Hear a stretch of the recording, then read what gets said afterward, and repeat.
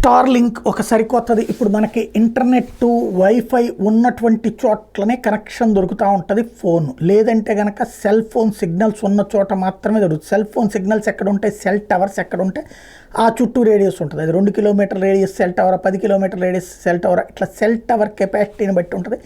అది భరించేటటువంటి శక్తిని బట్టి ఉంటుంది. ఫర్ ఎగ్జాంపుల్, ఒక సెల్ టవర్ దగ్గర 100 ఫోన్ల కెపాసిటీ ఉన్న చోటకు 1000 మంది వచ్చి చేరారంటే అవి పనిచేయవు, ఇబ్బంది పడుతుంది.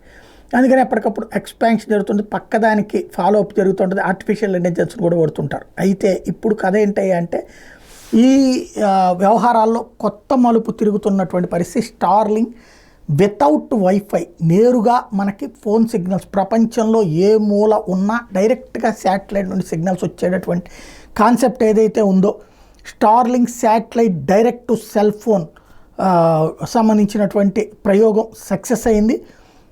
Falcon 9 launches 20 Starlink satellites, completing the first orbital shell of our direct-to-cell ఏదైతే లింక్ అన్నటువంటి పాయింట్ చెప్తున్నారు. అంటే మొట్టమొదటగా ఒకేసారి 24 శాటిలైట్ల ద్వారా ఈ సిగ్నల్స్ ఇవ్వడానికి రెడీ అవుతున్నారు. అత్యంత కీలకమైనటువంటి ముందడుగు అని చెప్పాలి.